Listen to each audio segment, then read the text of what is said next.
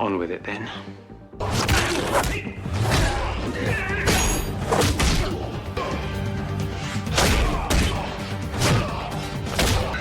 Any last words?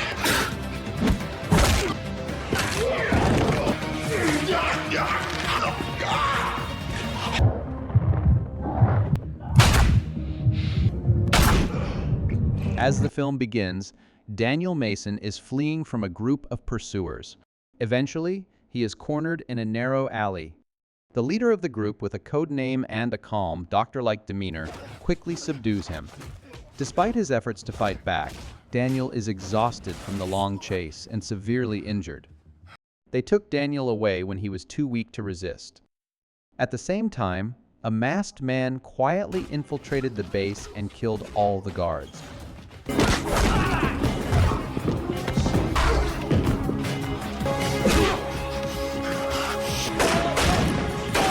This man was John Gold, a former Special Forces operative now working as a private contractor. His current mission was to rescue a girl who had been captured by that same group. Meanwhile, Daniel was being tortured but remained determined not to reveal any information. Daniel had served in the Special Forces alongside John Gold. Gold, who had kidnapped him, revealed that Daniel's parents were killed as punishment for his betrayal. He threatened to make Daniel suffer the same fate if he didn't cooperate. In the end, the truth came out. Daniel was a double agent secretly working against their organization. John Gold lived alone in a secluded house. One day, he received a voice message from a friend saying that their mission was in trouble. Before the message ended, he heard gunshots, signaling that something terrible had happened. Sensing danger, John quickly got ready and headed to his friend's house. The house was locked, but he easily broke in. Inside, the floor was covered with dried blood, evidence that a tragedy had occurred. John grew worried and called Daniel's commanding officer to find out what had happened to him and his family. He learned that Daniel's entire family had been murdered. John went to the morgue to see his friend's body. The doctor explained that Daniel had been brutally tortured before being killed with a knife to the neck. His body had been discovered in the forest by Special Forces soldiers after they returned from a mission, and the report was filed by the unit's commander. John visited the store where Daniel's parents used to buy cigarettes. He stood there in sorrow, vowing to take revenge on those responsible for the tragedy. A stranger watched him from a distance, surprised to see him appear. Afterwards, John returned to the old house, which revealed that he and Daniel were not only teammates, but had also grown up like brothers. Daniel's family was close to John, treating him like one of their own. While reading a reporter's notebook, John discovered a recording showing that Daniel had investigated a man named Hare, someone connected to the shady organization. The notes indicated that Daniel had uncovered evidence of Hare committing crimes in Afghanistan, but there were no official records of it.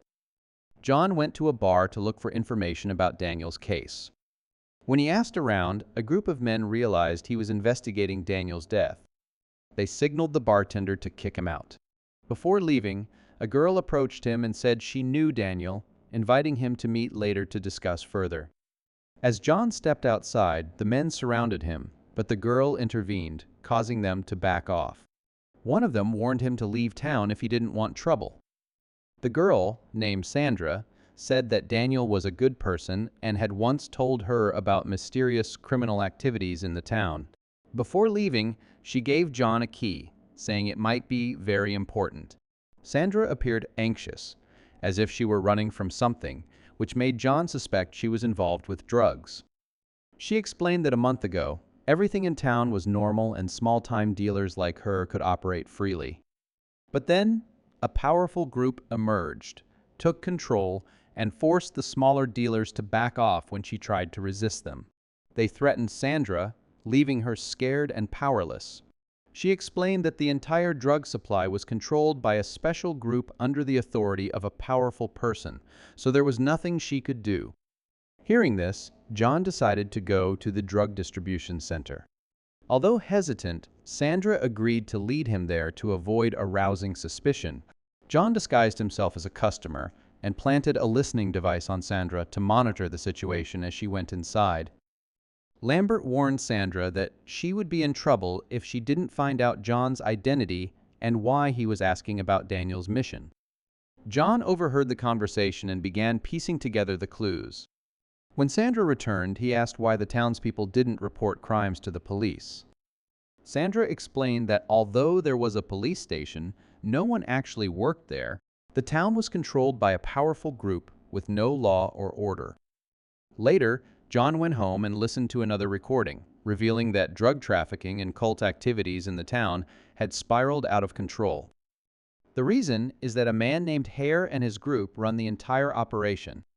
Hare's deputy is Bamboo, a ruthless individual. Marshall is a dangerous member with significant influence.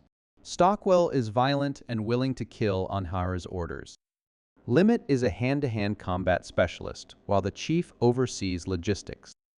John discovered that on July 17, Sandra Hare was running the drug operation under the cover of the company Sony Alarms. This company is under state surveillance due to illegal activities. John realizes he is getting closer to the truth about Daniel's death and the town's web of corruption. After a call with Lambert, Sandra becomes anxious because she accidentally revealed John's location. She doesn't know that John had eavesdropped on the entire conversation using a hidden device and discovered that Hauer's men are about to come looking for her. John had anticipated the confrontation, so he prepared thoroughly. When Hare's gang showed up to kill him,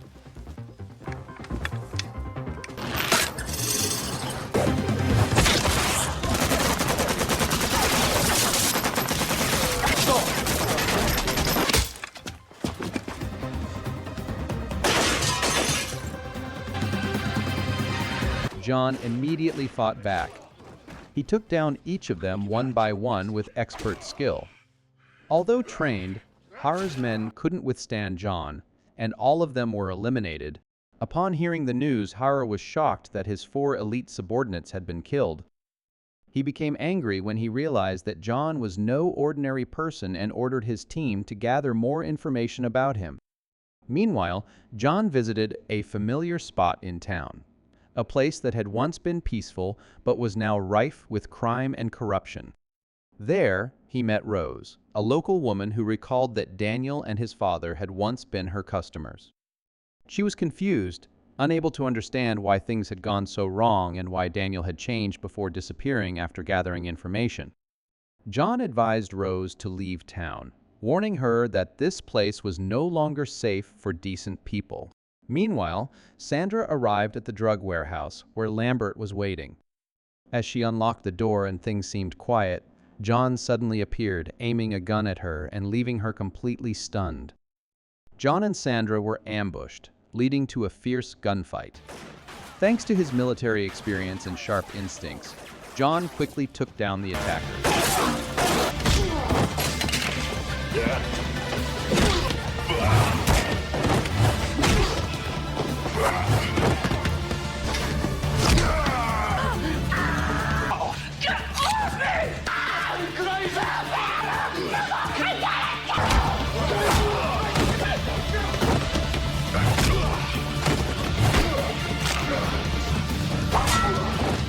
Once the danger had passed, he confronted Lambert, a key figure in the drug operation, and demanded an explanation for the Special Forces' involvement, as well as the truth about what had happened in Afghanistan. Cornered, Lambert confessed that their team had once been sent to Afghanistan to destroy a weapons shipment. After completing the mission, they discovered a large quantity of heroin. Seeing an opportunity to get rich, the group decided to build a drug empire and abandon their original mission. They decided to sell heroin and expand into drug trafficking in a small town far from the city, believing they wouldn't get caught. However, Daniel, a member of the task force, discovered this and objected. Fearing he would report them, the group was forced to kill him to keep their operation secret. John, enraged, killed Lambert for betraying him as he left the warehouse. He noticed a mysterious man watching from the shadows, someone not affiliated with Hauer's gang, and suspected that a third party was involved in the incident. Hauer, the leader of the drug operation, received a report from his second-in-command.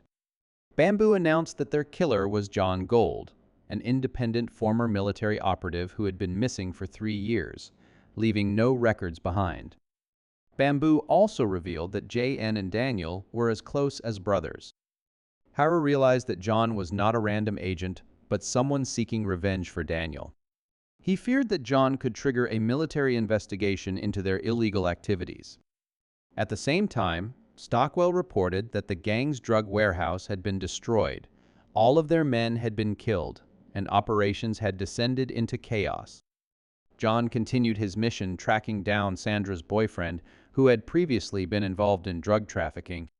Lambert had mentioned that Daniel had been betrayed by someone close to him. When confronted, the boyfriend admitted that Daniel considered Sandra like a sister and had shared information with her about Hauer's operations, intending to report it to his superiors. Sandra accidentally shared information with Lambert, who then used it to orchestrate Daniel's murder. Her boyfriend revealed that Sandra never wanted Daniel to die and had no idea her actions would lead to such a tragic outcome.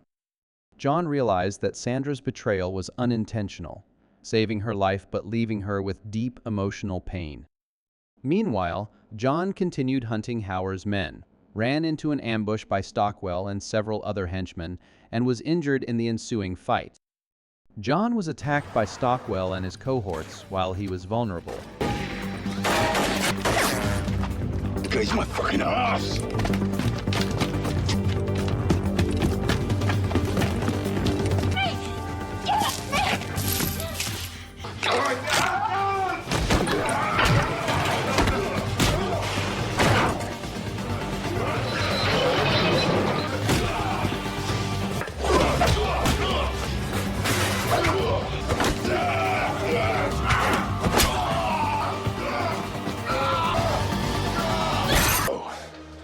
What are you in the...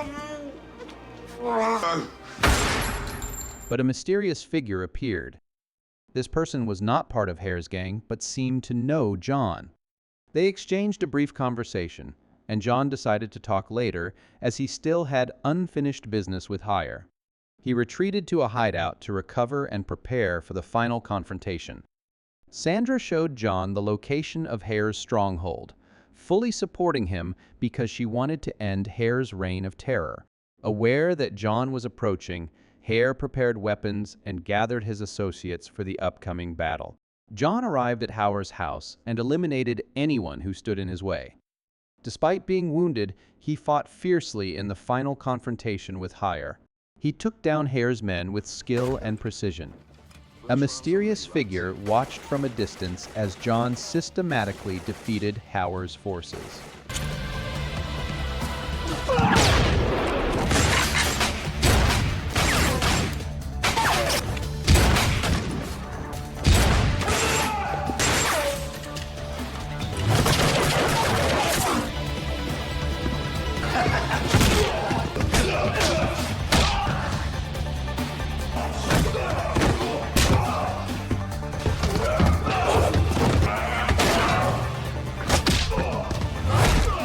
Feel me now?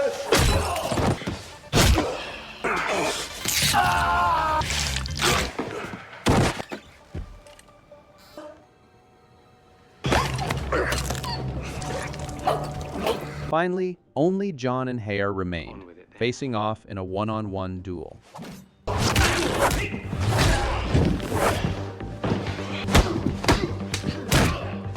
You killed innocent people in the process.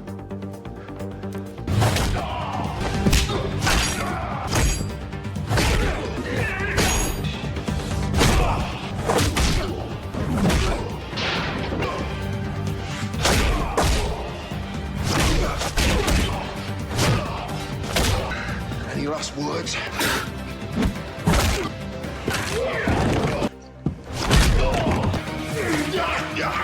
Although Hare was strong and well-trained, he could not match John. Just as Hare was about to strangle John, a mysterious man appeared, attacking Hare from behind and saving John. This man revealed that he had once been a high-ranking officer, came to the town to investigate Hare's drug operations, and had been watching John, waiting for the right moment to intervene. Rose, a local woman, received a bag of money along with a note instructing her to leave town and start a new life. John, always protective of the innocent, avenged his friend and destroyed Hauer's empire. He left the town with Sandra, leaving the corruption behind, ready to begin a new life. John's mission was complete, but his story continued.